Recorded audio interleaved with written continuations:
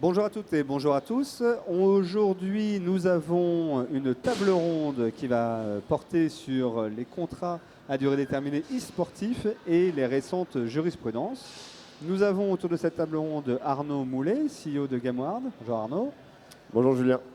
Nous avons aussi Maël Wade Jamy, joueur professionnel de chez EasyDream. Salut Julien. Et Édouard Luquen, qui est avocat spécialisé en droit de l'e-sport chez Victoire Avocat. Exactement. Merci pour la présentation. On va faire justement un petit tour de table avec une présentation et un peu aussi de vos actualités. Et puis ensuite, on va dans le vif du sujet sur le thème du CDD e-sportif et des jurisprudences. Arnaud, tu veux te présenter ? Avec plaisir, merci Julien. Bonjour à toutes et tous. En ce qui me concerne, donc Arnaud Moulet, je suis cofondateur et directeur général de la société Sigma eSport. On a deux activités. Celle pour laquelle on est le plus connu, c'est l'activité de club e-sport professionnel. Ça a toute son importance dans ce débat justement. GameWard, on est implanté à Boulogne-Billancourt dans nos super locaux de 600 mètres carrés. C'est là qu'on accueille nos joueurs et également les équipes plutôt business, administratives, projets, etc. Et donc sur la partie agence, plus naturellement, depuis qu'on s'est créé, on fait des projets en marque blanche pour des sociétés qui veulent se lancer dans l'e-sport et qui ont besoin d'accompagnement pour ce faire. En quelques mots, voilà, et précision importante, le positionnement de GameWard depuis notre création, on s'est donné deux missions. Un, c'est l'encadrement de la pratique du jeu vidéo d'un point de vue sportif chez les jeunes. Et c'est d'ailleurs une mission sociétale qu'on est en train de déposer dans nos statuts. Je crois que ta société est également une entreprise à mission. C'est notre objectif avant la fin de l'année de le passer dans nos statuts et de le faire passer en AG. Et après, c'est l'approche sportive, justement, qui est bénéfique pour le bien-être des joueurs, mais également pour leur développement et leur performance. Voilà. Super, des beaux projets aussi donc, pour cette fin d'année. Wade ? Alors moi, mon introduction, elle ne sera pas aussi longue que ça, mais alors moi, c'est Wade, je suis joueur professionnel pour Dragon Ball Fighters, pour l'équipe e-sport EasyDream. Je suis aussi créateur de contenu sur tout ce qui concerne les jeux de combat et les jeux vidéo en général. Ok. Un peu de Street Fighter aussi, c'est ça hein ? Street Fighter, c'est un petit peu sur le côté. Moi, je suis généralement sur Dragon Ball Fighters. C'est vraiment dans ce domaine-là où je suis vraiment un expert. Mais on peut dire que je suis un expert des jeux de combat en général aussi. Ok, très bien. Édouard ? Alors j'aimerais bien dire que également j'ai un gros niveau sur les jeux vidéo de combat, notamment Super Smash, mais malheureusement c'est pas vraiment le cas. Il n'empêche que j'ai tout de même une certaine expertise en matière d'e-sport. Donc je suis avocat en droit des affaires et en droit de l'e-sport chez Victoire Avocat avec Julien Lombard qui est donc associé du cabinet mais qui est ici sous sa casquette de France eSport. Et l'idée, je pense, aujourd'hui, ça va être de discuter un petit peu des modalités contractuelles qui peuvent encadrer les relations entre, d'une part, les clubs et les joueurs. Donc, ça va être super de pouvoir échanger avec vous et je laisse la parole à Julien pour mener la danse. Oui, merci beaucoup. D'autant avec les dernières jurisprudences qu'on a pu avoir. Mais alors, pour donner un peu de contexte, on va commencer par toi, Wade, parce que c'est vrai que c'est une des parties prenantes et la partie la plus importante aussi dans ce type de contrat de joueur. Comment ça se passe pour toi ? Quelle relation contractuelle tu as avec EasyDream et comment as-tu appréhendé cette problématique des contrats ? Alors, moi, pour ma part, c'était assez simple, on va dire. Quand j'ai dû signer mon contrat, c'était un contrat de prestation. Donc, moi, je suis auto-entrepreneur. Et j'ai une certaine liberté, une certaine individualité chez EasyDream. Il n'y a pas ce contact de subordination entre mon boss et moi. On est quand même assez égaux. Même si c'est quand même lui qui fournit mes défraiements, c'est tout ce qui est déplacement, nourriture, tout ce qui touche à l'e-sport, c'est lui qui s'en occupe en fait. Et j'ai actuellement pas de salaire chez EasyDream, mais du coup tout ce qui touche à l'e-sport, vraiment c'est eux qui prennent en charge pendant toute l'année. Et dans mon contrat, comment ça marche ? Moi je vais en événement, je m'occupe de payer tout ce qui est la nourriture, les déplacements, tout ce que j'ai besoin sur place. Et en rentrant, je fais une facture que j'envoie à mon équipe et du coup ils me remboursent tous ces frais-là. Donc moi, je n'ai pas besoin de me préoccuper au tournoi. Est-ce que j'aurai quelque chose à manger ? Est-ce que je pourrais me déplacer, etc. Oui, donc encore une fois, donc on est sur un contrat de prestation de service. C'est ça. Ça, c'était l'idée. Et ensuite, donc il y a une indépendance assez forte, assez importante là-dessus. Pas de d'obligation particulière au niveau de ton organisation de vie, au niveau de ta façon d'être, etc. Sauf s'agissant de l'obligation pour EasyDream de te défrayer de tout le développement. Et 2, toi, qu'est-ce que tu dois faire pour Easy Dream alors? Alors moi, ce que je dois faire, c'est de communiquer sur mes événements. Donc quand je vais à un événement, je fais une communication avant, pendant, après. Même si en général, c'est eux qui s'en occupent. Mais de temps en temps, ils peuvent pas. Le CM, il est en vacances, par exemple. Bah, c'est moi qui m'occupe de ma communication. Mais ça arrive que vraiment très rarement. En général, c'est eux qui s'occupent de tout ça. Mais ma tâche principale, c'est surtout de les représenter, que ce soit avec le maillot ou juste avec le nom devant mon nom dans les tournois. Donc, eux, ça leur apporte de la visibilité. Et voilà. D'accord. Est-ce que toi, lorsque tu as signé ce contrat-là, tu t'étais déjà posé la question de savoir quel type de contrat je signe? C'est-à-dire, est-ce que j'ai un contrat de travail ou est-ce que j'ai un contrat de prestation? Est-ce que tu t'es interrogé là-dessus lorsque tu as signé avec Easy Dream? Alors, étant donné que c'est ma première vraie équipe e-sport, je ne savais pas trop comment ça fonctionnait. Mais moi, j'ai mis un point sur le fait que je voulais ma liberté. Parce que avant d'être chez Easy Dream, je me suis géré tout seul pour les tournois, même si on m'a épaulé, j'ai quand même toujours tout géré tout seul et je voulais pas ce côté où j'ai trop d'obligations, on m'oblige à faire ça, on dirige un petit peu ma vie.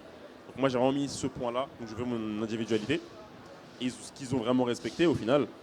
Et quand j'ai signé le contrat, pour moi, que ce soit un contrat de prestat ou un contrat de travail, j'ai pas trop fait de différence. Ouais, je comprends.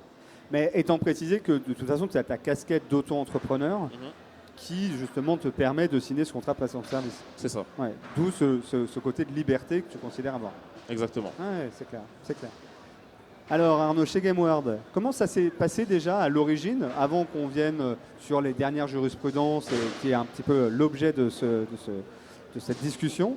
Comment ça s'est passé du côté de GameWorld? Comment vous appréhendez cette relation que vous avez avec les joueurs?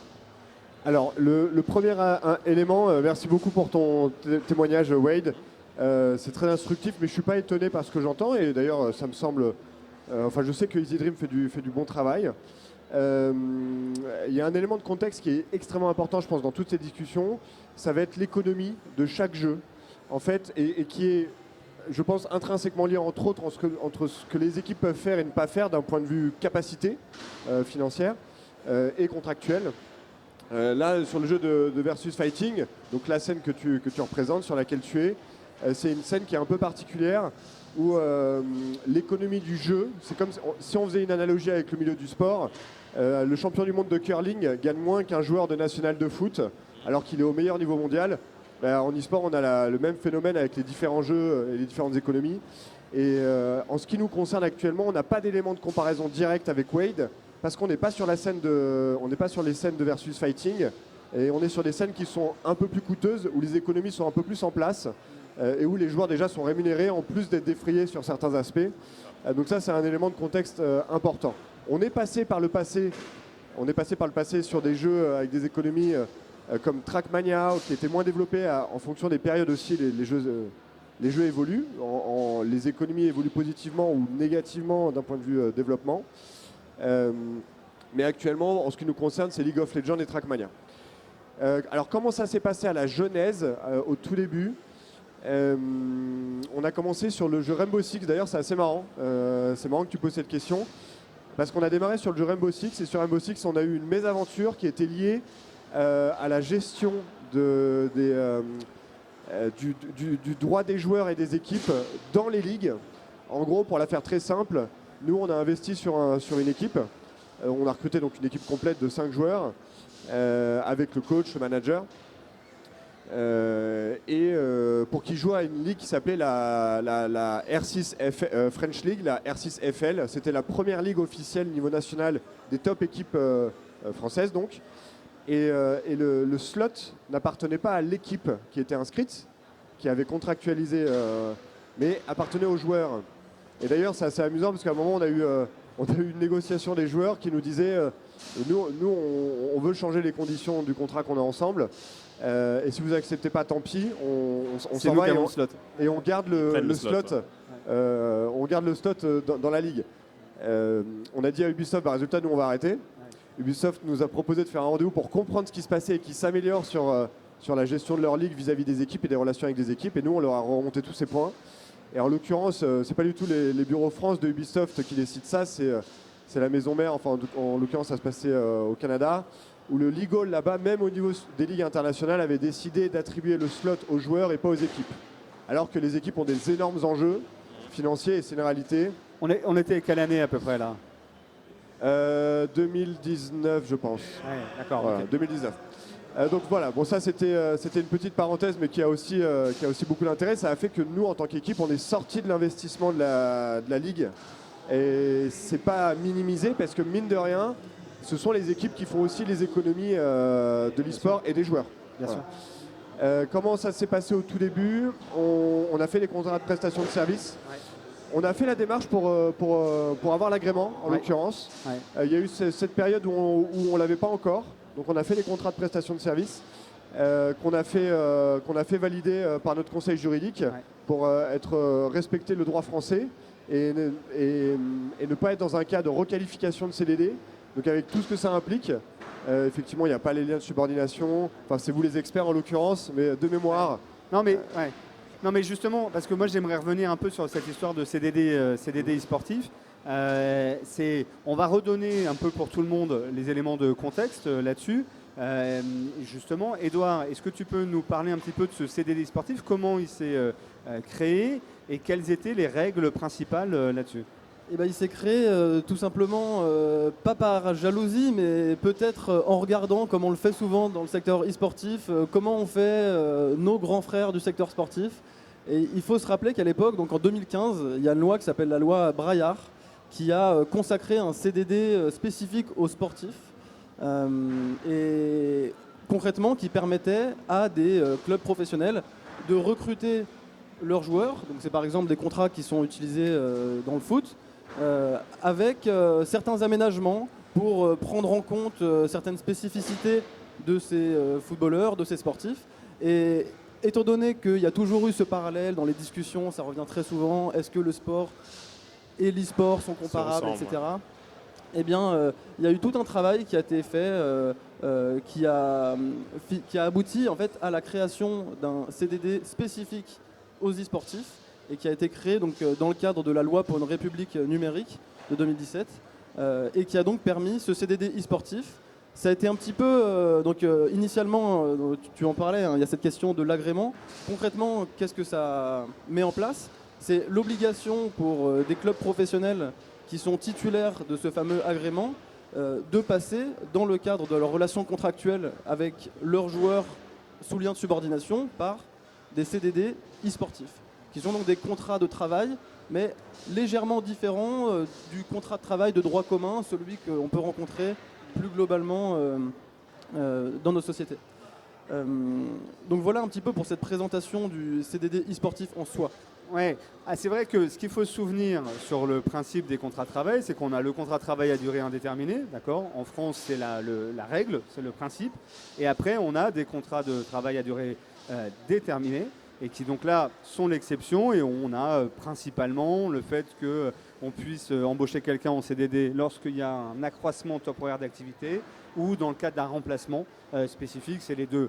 Il y a des contrats de travail aussi pour les saisonniers, des choses comme ça, mais les deux principaux, c'est quand même accroissement temporaire d'activité et donc les remplacements.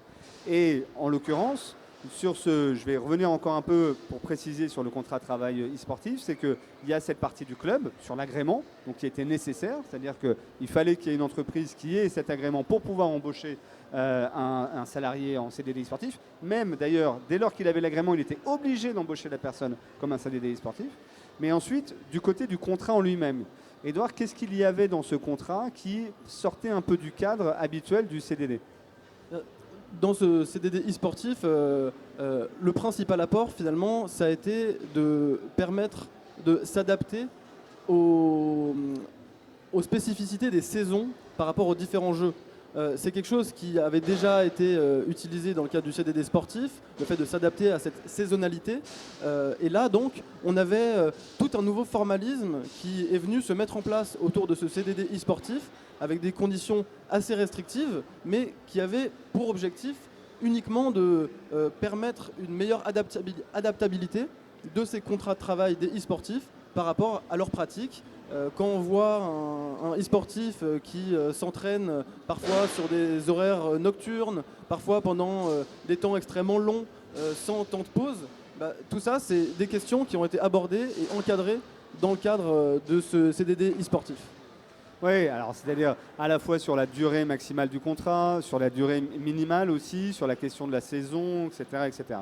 Et c'est là où donc GameWard, vous, lorsque vous avez vu arriver ce type de contrat, vous êtes dit, chouette, enfin on va pouvoir avoir notre propre outil qui va nous servir pour pouvoir contractualiser avec nos joueurs. Parfaitement. En fait, on était déjà hyper heureux que le tout premier point, je m'en souviens très bien, c'est qu'on était vraiment super contents de voir que les instances publiques prenaient le sujet de l'e-sport au sérieux et voulaient participer activement à la structuration. Ça a été fait d'abord par l'encadrement des tournois et le contrat du CDD e-sportif qui était vraiment un truc énorme pour nous. Donc on a fait la démarche, on a rencontré la direction générale des entreprises, on a fait la démarche pour obtenir l'agrément. Et en fait, la réalité entre la théorie de l'agrément, enfin du contrat e-sportif que tu as le droit de, parce que tout à l'heure tu précisais que l'agrément e-sport, il obligeait les équipes à utiliser le contrat, mais à la base, on fait la demande d'agrément pour l'utiliser justement. Exactement. Voilà. Donc nous, on nous l'a pas du tout imposé, au contraire, on a dû faire un dossier pour démontrer qu'on était une structure très sérieuse et solide et qui pouvait utiliser ce contrat. Donc on a obtenu l'agrément, on a été parmi les premières équipes avec LDLC, Gamers Origin. Easy Dream en l'occurrence l'a obtenu à l'époque aussi. Alors spoiler alert, aujourd'hui on ne l'a pas renouvelé, ce contrat. Et on est en contrat de prestation actuellement parce que on a rencontré des difficultés à appliquer ce modèle. Donc en fait dans les faits, merci aux instances publiques d'avoir pris le sujet et d'avoir pris le taureau par les cornes pour mettre en place un contrat CDD qui se veut adapté.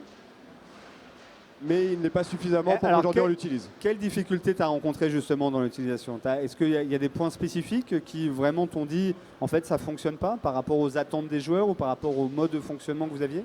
Alors, il y a plusieurs aspects. Déjà, je ne vais pas les prendre par ordre d'importance parce que ça va dépendre des jeux, ça va dépendre des joueurs et du contexte au moment où on veut le faire. Mais il y a plusieurs éléments. Le premier, il est un peu indépendant des équipes, c'est que les joueurs sont habitués au contrat type prestation. Et là, je ne parle pas que des joueurs français, je parle aussi des joueurs internationaux. Sur notre équipe League of Legends, on a, en fonction des saisons, on a entre 2 joueurs et... Enfin, on va dire on a à peu près 2 joueurs français et 3 joueurs étrangers, qui sont souvent des ressortissants de l'Union Européenne, pas toujours. Eux, par où ils sont passés, c'était du contrat de prestation, que ce soit en France ou à l'international. Donc déjà, ça c'est un premier frein. Ensuite, on parlait des durées des saisons. Les durées sur League of Legends, je vais prendre beaucoup League of Legends, qui est le jeu le plus structuré pour nous, avec la LFL, la première ligue au niveau national français. Les saisons, elles sont plutôt de 8 mois. Alors de base, de mémoire, le CDD e-sportif, c'est minimum 1 an, mais on peut, je crois, le diminuer. Une exception. On peut le diminuer si on fait une demande, mais je ne sais même plus qui doit approuver la demande. Il y a un labyrinthe du protocole pour avoir le droit d'avoir un contrat qui correspond à ton besoin. On pourrait très bien dire, bah oui, mais ton joueur, t'as qu'à le signer sur 2 ans. En l'occurrence, nous, c'est ce qu'on aimerait faire, mais les joueurs, c'est pas forcément ce qu'ils veulent. Tant qu'ils ne sont pas en LEC, qui est le top niveau sur League of Legends au niveau européen, ils ne veulent pas s'engager plus d'une saison, donc 8 mois en l'occurrence, sur le jeu. Après, il y a une réalité économique également. Alors, ça n'a pas été un frein, bien évidemment, à l'utilisation des outils qui sont mis à notre disposition, mais c'est une réalité économique. L'économie des clubs, elle est assez difficile, c'est une réalité. Et appliquer ce CDD sur un marché qui est international, où on rencontre à la fin de saison toutes les meilleures équipes européennes, ça devient compliqué. C'est-à-dire que le jour au moment du mercato, c'est une réalité. Il y a un mercato, on est d'ailleurs en plein dedans en ce moment même. On est en train d'avoir les verbal agreements avec les joueurs avant de signer les contrats d'ici quelques semaines. Eux, ils vont comparer les contrats qu'on leur propose au sein de l'Union européenne, enfin au sein des équipes d'Europe. Et si une équipe lui propose plus, parce qu'en fait elle n'a pas de charge versus une autre qui a beaucoup plus de charges, toutes les charges qui sont induites par le CDD, c'est une difficulté. Voilà. C'est parmi les premiers freins, il doit y en avoir d'autres de mémoire. C'est ceux qui me reviennent. Ouais, je comprends. Et donc, d'ailleurs, les équipes, de manière générale, ont petit à petit abandonné ce principe de CDD e-sportif. Encore une fois, compte tenu du marché, compte tenu des attentes des joueurs, etc. Est-ce que toi, Wade, cette distinction-là avec ce côté contrat de travail et justement la possibilité d'avoir le chômage, d'avoir la possibilité d'avoir la retraite, d'avoir une protection sociale, est-ce que c'est des choses que tu attendrais, toi, de manière générale, lorsque tu signes avec un club? Est-ce que c'est ça que tu attendrais en tant que joueur? De base, j'aurais dit pas forcément parce que c'est un milieu qui est encore en plein développement. Donc pour l'instant, les contrats sont très différents. Mais je pense qu'à l'avenir, ce serait mieux parce que si on se professionnalise encore plus, le domaine pourra faire qu'évoluer et augmenter, que ce soit au niveau de la bourse, au niveau même des paiements. Il y aura beaucoup plus d'argent dans l'e-sport. Plus l'État va se mettre dedans et plus il y aura des grosses charges à compenser. Et forcément, les contrats vont être de plus en plus compliqués. Donc on va plus se diriger vers ce type de contrat-là dans l'avenir, à mon avis. Mais les plus petits clubs auront forcément du mal à assumer ce genre de contrat-là. Ils vont plus rester sur des contrats de prestat. Donc ça, il faut peut-être former les joueurs pour savoir qu'est-ce qu'ils veulent et qu'est-ce qu'ils recherchent vraiment dans leur contrat. Bien sûr, ouais, je suis tout à fait d'accord. Je me permets d'intervenir, mais c'est aussi très intéressant de constater que toi, tu as délibérément recherché une relation vraiment très libre avec le club, ce qui n'est, je pense, pas le cas de tous les joueurs. Certains aimeraient, comme disait Julien, pouvoir bénéficier du chômage et de la retraite et pouvoir commencer à cotiser. Donc, c'est-à-dire que lorsque tu es joueur, en fait, si tu n'es pas salarié, de manière générale, ça c'est toute personne, si la personne décide d'être auto-entrepreneur ou d'avoir sa propre société, c'est à cette personne-là d'assumer le fait de la protection sociale, donc d'avoir sa propre mutuelle, etc. C'est de fait d'avoir aussi une caisse de retraite, qui est la caisse de retraite des indépendants. C'est d'avoir éventuellement aussi des sortes de contrats spécifiques en cas de perte de revenus. Donc c'est-à-dire que c'est au joueur lui-même de devoir anticiper, préparer ces choses-là, ce dont il n'aurait pas à faire s'il était justement salarié. D'où cette question que j'avais et selon la réponse que tu as, c'est aujourd'hui je comprends que ce n'est pas possible. Donc c'est-à-dire que tu sais que par toi-même tu vas devoir chercher et protéger ces choses. Ouais, c'est ça. Mais qu'en même temps à l'avenir ça serait quelque chose qui serait important pour toi et pour les joueurs de manière générale. Oui, c'est ça. Et surtout qu'il y a plein de types de joueurs différents. Moi, je suis un type de joueur qui est quand même très indépendant et qui puisse gérer mes factures, plein de choses par moi-même. Mais il y a plein de joueurs qui ont besoin de cet encadrement, en fait, de ne pas avoir à gérer leurs factures, leurs mutuelles, etc. Et pour eux, ce serait beaucoup plus simple d'avoir un type de contrat qui les encadre. Je comprends. Ouais, vas-y, je t'en prie. Ouais, par rapport à cet aspect, tu as parfaitement raison. Et d'ailleurs, certains rookies, donc des jeunes joueurs débutants qu'on recrute ou qui viennent de l'étranger, qui n'ont pas encore la possibilité de facturer comme il se doit en France, on les accompagne. Dans tout le processus de création, sur l'administratif. Ça, c'est un vrai besoin des joueurs. Alors, certains agents commencent à s'y mettre pour accompagner les joueurs, pas que sur l'aspect de négociation au moment du mercato, mais également sur l'encadrement. Mais c'est encore balbutiant. Donc c'est un boulot qu'on estime en tout cas chez GameWard qui doit incomber à l'équipe d'accompagner le joueur sur tout l'aspect administratif et légal. Ouais, non, c'est assez clair. Et donc, donc on voit que ce CDD sportif n'a pas fonctionné. En tout cas, voilà, il a été laissé à l'abandon. Encore une fois, je crois qu'on avait vérifié ce point, mais il n'y a aucune équipe qui n'a l'agrément e-sportif aujourd'hui, parce que c'était un agrément de 2 ans ou 3 ans, et en fait, ça s'est terminé. Donc on se retrouve avec la majorité des clubs et des joueurs qui ont des contrats de prestation de services. Et cette année, 2024, a été une année en tout cas juridique assez importante par rapport à ça, parce qu'on s'est retrouvé avec des décisions de justice qui vont remettre un petit peu en cause cette relation-là. Edouard, est-ce que tu veux nous en parler un peu plus ? ouais, bien sûr. Je pense qu'avant ça, il faut surtout bien comprendre, et peut-être que Arnaud pourra en parler, mais je pense que les clubs, de façon générale, se sont saisis de ce sujet, de la requalification, en fait, il y a déjà des années. Et je pense que ça fait des années que les clubs ont le sentiment d'avoir une sorte d'épée de Damoclès au-dessus de la tête, en se disant, bon, qu'est-ce qu'on fait ? On nous a fait un cadeau, enfin en tout cas c'était présenté dans un paquet cadeau, ça s'appelle le CDD e-sportif, et puis en ouvrant, on s'est rendu compte que ça ne nous correspondait pas véritablement. Et ce qui est assez traître, je pense, du point de vue des clubs, c'est de se dire que ce risque de requalification juridique, qui donc concrètement consiste à considérer que toutes les rémunérations qui ont été versées à un joueur sous contrat de prestation de service officiellement devraient en réalité être considérées comme des salaires, et donc en découle toute la question de la réintégration des cotisations sociales, etc. On pourra parler un petit peu plus des conséquences si vous voulez, mais il y a toute cette question-là. Et derrière, les clubs se retrouvent dans une situation un petit peu délicate, d'avoir effectivement cette solution qui est faite pour eux, mais finalement, ils voient qu'il y a un énorme risque de requalification. Et donc, je pense qu'il y a un petit peu un sentiment d'impasse sur ce point-là. Et c'est vrai que le risque est assez important. Là, ce qui a véritablement changé cet été, c'est que donc il y avait ce risque que tout le monde a identifié de façon générale.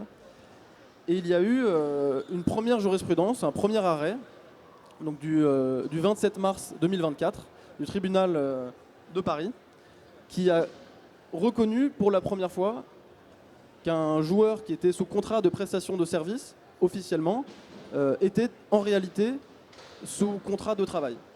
Donc il y a une requalification. Ça, c'est un pouvoir que le juge a, c'est-à-dire que le juge n'est pas tenu par la lettre du contrat en soi, ou en tout cas le titre.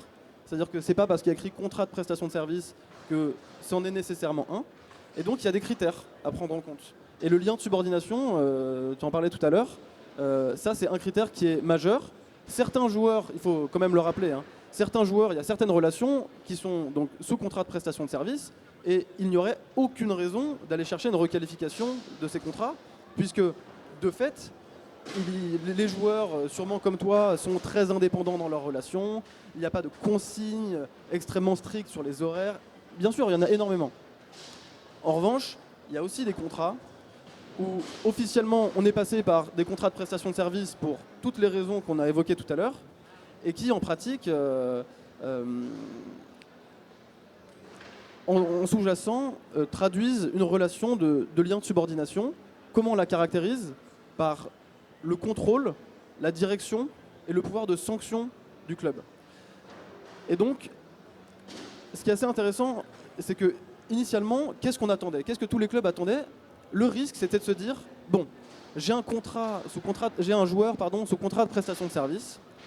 Si je résilie son contrat pour une raison ou pour une autre, est-ce que ce dernier, il va pas être tenté quand même d'aller voir le juge et de demander une requalification de son contrat? Et tout le monde pensait que ça allait passer par ce biais-là. Finalement, cette première requalification en jurisprudence n'est pas passée par ce biais-là. Ça a été plus simplement par la question du redressement URSSAF. C'est-à-dire qu'on l'a dit tout à l'heure, un joueur sous contrat de prestation de service, il va être auto-entrepreneur, c'est à lui de s'affilier au régime de la sécurité sociale, c'est à lui de payer ses cotisations sociales, alors qu'à l'inverse, lorsqu'il est sous contrat de travail, c'est au club de faire ça pour lui, en gros, pour schématiser.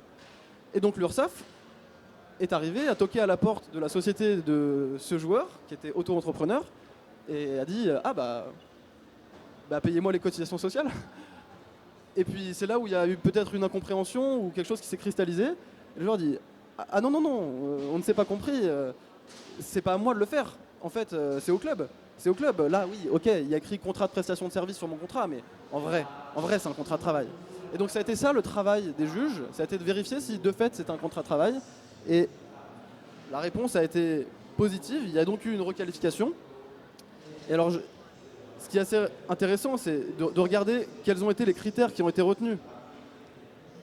Et en l'occurrence, ce qui a été retenu, donc, ça a été de voir que dans le contrat, il y avait l'obligation pour le joueur de participer à des compétitions sélectionnées par le club en portant la tenue de l'équipe. Bon, assez classique quand même. L'engagement du joueur à réaliser 15 heures hebdomadaires d'entraînement en ligne avec l'équipe, ainsi qu'un minimum de 20 heures de streaming par mois. L'engagement du joueur à participer à un nombre raisonnable d'activités marketing. L'engagement du joueur à promouvoir l'équipe et la société et à ne pas exercer une activité concurrente à celle de la société.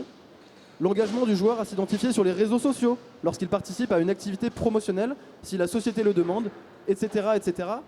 Il y a une liste qui est quand même longue. Hein. C'est pas un exercice qui est facile. Et c'est cumulatif, hein. C'est-à-dire qu'encore une fois, ça a été une vision prise par le juge en reprenant l'ensemble des points qu'il constatait dans non pas seulement le contrat en lui-même, mais dans la relation qui existait entre le joueur et le club, et qui a fait qu'en tenant compte de tout ça, on caractérise un lien de subordination et on caractérise une relation spécifique de travail entre un club et un joueur. Et là, encore une fois, et c'est là où je reviens vers toi, Wade, avant qu'on poursuive sur ces jurisprudences, c'est que toi, comment tu considères que cette relation-là avec ton club, elle est différente?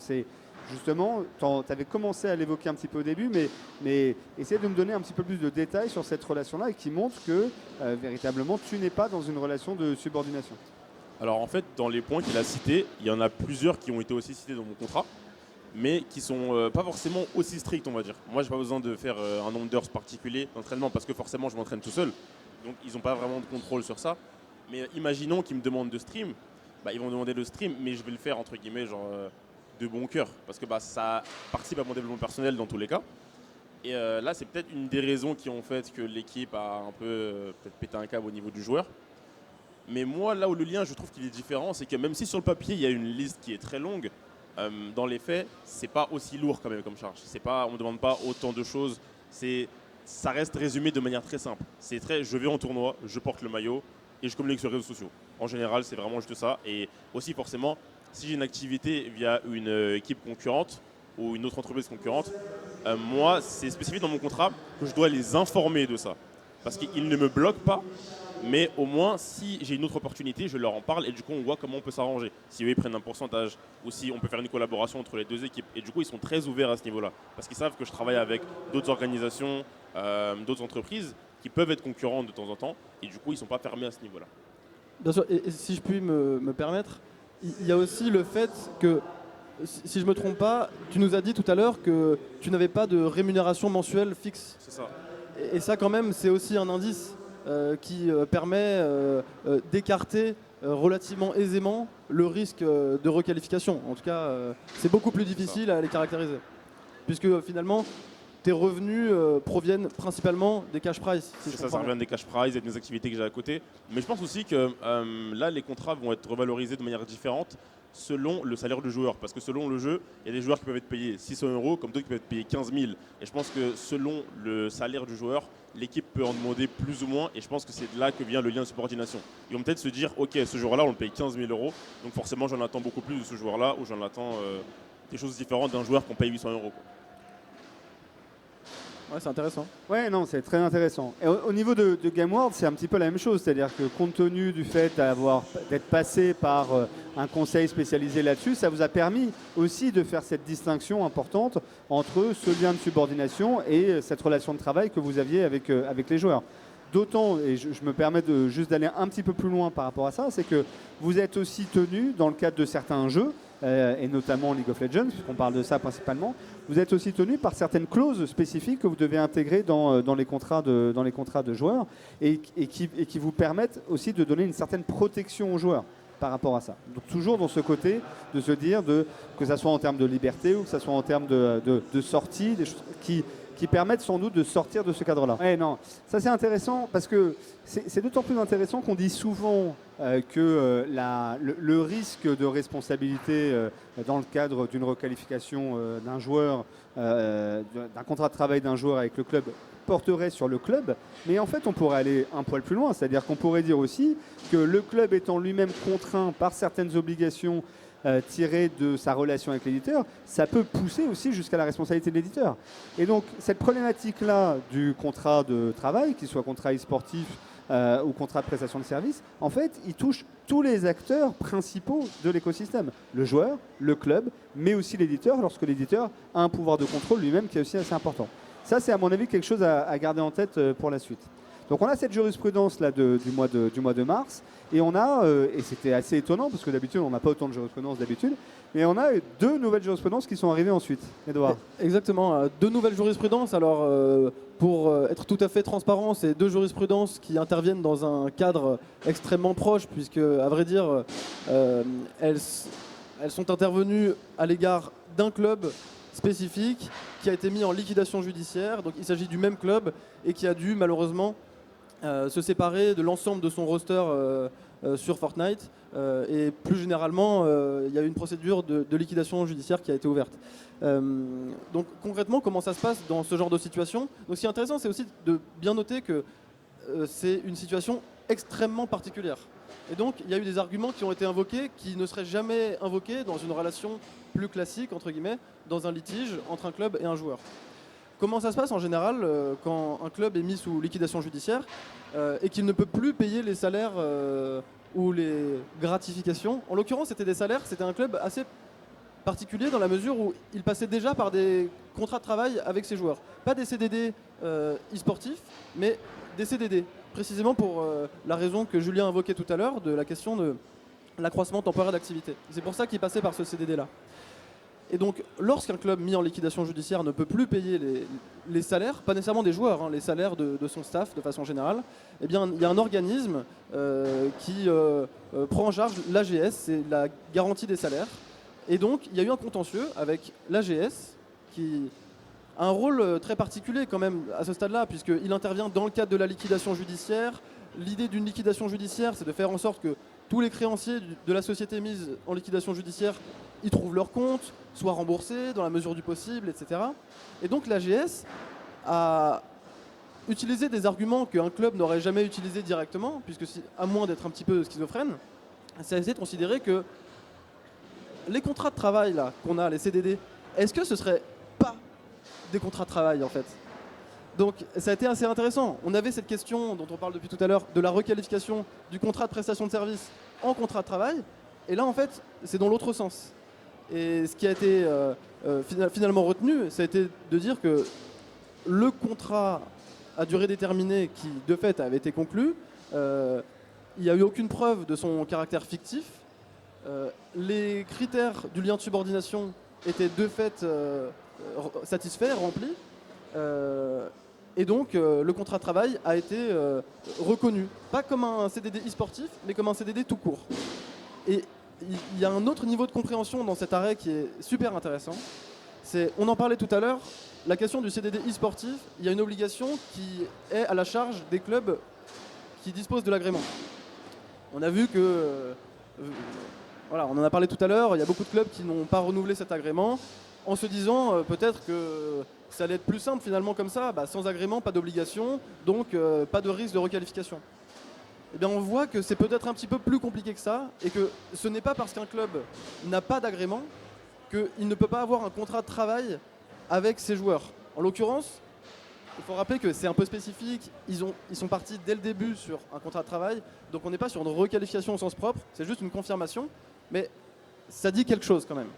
Ouais, ça dit en fait que même si le club n'avait pas l'agrément e-sportif, le joueur, en tout cas l'AGS, ne pouvait pas rejeter la demande du joueur dès lors que ce n'était pas la faute du joueur s'il n'y avait pas eu l'agrément. C'était le club qui n'avait finalement pas eu l'agrément e-sportif. Et donc en fait le joueur n'en était pas responsable et donc il avait le droit d'être rémunéré et d'avoir ses salaires pris en charge par l'AGS. Et donc en effet, on voit bien que cet arrêt, comme le disait Edouard, il a double sens. Il a le premier sur le fait d'une confirmation qu'il peut bien avoir une relation de travail dès lors qu'il y a un lien de subordination dans le monde du e-sport. D'accord ? On connaît tous les arrêts maintenant de manière générale sur les requalifications de contrats de prestation de service en contrat de travail pour les grandes plateformes qu'on ne va pas nommer, mais de déplacement, de services à domicile, etc. Mais c'était la première fois dans l'e-sport. Et la deuxième, c'est que, en fait, quand bien même il n'y a pas d'agrément, eh bien, on peut avoir un contrat de travail en lien avec un e-sportif. Tout à fait. Il y a ces deux jurisprudences. Il y a donc la deuxième qu'on vient d'évoquer, donc celle du 13 juin, et celle du 29 août derrière, qui concerne effectivement la même société. Mais là où c'est intéressant, c'est non seulement cette question-là de l'agrément, et également qu'elle vient, d'une certaine manière, se ressaisir du premier sujet qu'on a évoqué tout à l'heure, en reconfirmant qu'il y avait bien une relation et un lien de subordination, en donnant de nouveaux exemples qui confirment bien le lien de subordination de façon spécifique à une relation entre un club et un joueur e-sportif. Donc ouais, vraiment super intéressant, et on a avec ces trois jurisprudences clairement un changement d'état d'esprit, je pense. Voilà, un changement d'état d'esprit, en tout cas au niveau de l'URSSAF, au niveau des tribunaux, et donc forcément ça va avoir un impact sur vous. Et donc la question qui vient, c'est comment vous voyez ces décisions qui donc vont avoir un impact, et qu'est-ce que vous entendez voir comme suite ? C'est-à-dire, est-ce que vous voulez une sorte de... que le CDD sportif soit retravaillé ? Est-ce qu'il faudrait avoir un contrat de prestation de service pour laisser cette liberté qui soit spécifique à l'e-sport ? Qu'est-ce que ça vous dit là-dessus ? Wade, qu'est-ce que tu en penses de tout ça ? En général, j'aurais dit de peut-être refaire un nouveau contrat qui mélange les deux meilleurs côtés du contrat de presta et du CDI sportif. Mais vu que le CDI sportif a déjà été créé dans ce cadre-là, je dirais plus de le modifier pour faire en sorte qu'il corresponde vraiment aux attentes des équipes et des joueurs, en fait. Parce que s'il était écrit dans ce but-là, autant qu'il corresponde vraiment aux vraies attentes et pas juste à des juridictions qui Quelles seraient seraient claires. toi tes attentes? Vraiment quelque chose de très bête. Qu'est-ce que toi, quand tu veux signer un contrat, aujourd'hui, hein, ça sera peut-être pas le cas dans 10 ans, mais toi, qu'est-ce qui est important pour toi? C'est une question de liberté, c'est une question de montant, c'est une question de durée. Qu'est-ce qui est important? Alors aujourd'hui, quand je vais regarder un contrat, je vais regarder forcément le montant, de voir ce que l'équipe m'apporte, sachant ce que je vais apporter à l'équipe déjà de base. Aussi voir les obligations que j'ai, parce que selon les équipes, il y a les obligations différentes. Il y en a qui vont demander peut-être 20 heures de stream dans le mois, d'autres qui ne vont pas demander du tout, d'autres qui vont demander d'être présents peut-être aux locaux une fois toutes les semaines. Ça va vraiment dépendre de l'aspect de l'équipe. Et aussi, dans l'avenir, j'espère une sorte de protection pour le joueur. Parce que pour l'instant, c'est juste un contrat de prestat, mais si demain l'équipe a un problème, bah, elle me laisse dans les problèmes et c'est à moi de gérer de mon côté. Alors que si j'ai une protection dans le contrat, et bah, si demain il y a un souci, au moins je suis sûr d'être protégé et ça rassure non seulement moi, mais aussi forcément les familles qui ont du mal à déjà nous laisser partir pour ce genre de contrat. Donc s'il y a un système de protection derrière, ça peut que rassurer tout le monde. Ok, je comprends. Arnaud, de ton côté? Alors, ma réponse va être un peu ingénue peut-être, mais peu importe si c'est un CDD ou un contrat de prestation, du moment qu'on a un contrat qui est adapté à notre besoin, et quand je dis notre besoin, c'est joueurs et équipe. Voilà, ça c'est le chapeau de ma réponse.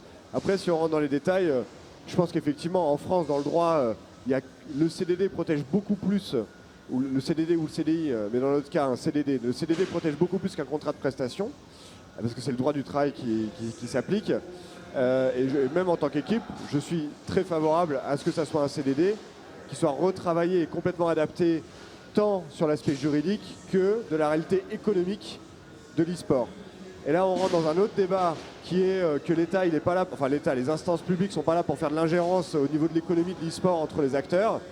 On en a rediscuté il n'y a pas si longtemps à Bercy à l'occasion d'une réception avec la précédente ministre des Sports. Ils ne sont pas là pour intervenir sur l'économie entre les parties prenantes de l'écosystème, mais il y a tout de même une réalité qui est présente et qui fait que l'économie des clubs est de base pas très simple. Voilà. Donc je pense que on est tous plus ou moins alignés, enfin en tout cas en ce qui me concerne, c'est le CDD e-sportif mais retravaillé et qui correspond aux besoins. Et encore une fois, on retient les points bloquants qui avaient été du CDD sportif pour toi, qui avaient été justement la problématique de la durée du contrat, enfin le nombre d'heures qu'il y avait, la durée du contrat aussi en tant que tel, qui était 9 mois minimum et puis 2 ans maximum, et la problématique aussi il y avait une problématique de résignation. Du fait de l'affiliation à la sécurité sociale et donc du paiement par le club des cotisations sociales sur le volet économique. Oui, cet aspect il est réel sur l'enjeu économique, évidemment, parce qu'il y a quelque chose de très réel, c'est la concurrence avec les autres équipes européennes qui, pour la très grande majorité, si ce n'est l'intégralité, n'a pas cette problématique de cotisation. Et il y a un vrai sujet de compétitivité des équipes françaises. Ok, bah écoutez, merci beaucoup d'avoir pris le temps de venir jusqu'ici, d'avoir pris le temps d'échanger avec nous. J'espère que c'était utile et éclairant pour ceux qui nous regardent et nous regarderont, parce que ça sera rediffusé. Et puis, affaire à suivre, hein. On se refait un point l'année prochaine pour voir s'il y a eu des nouvelles choses. Voilà, merci encore. Merci messieurs, merci à Julien. toi. Merci beaucoup.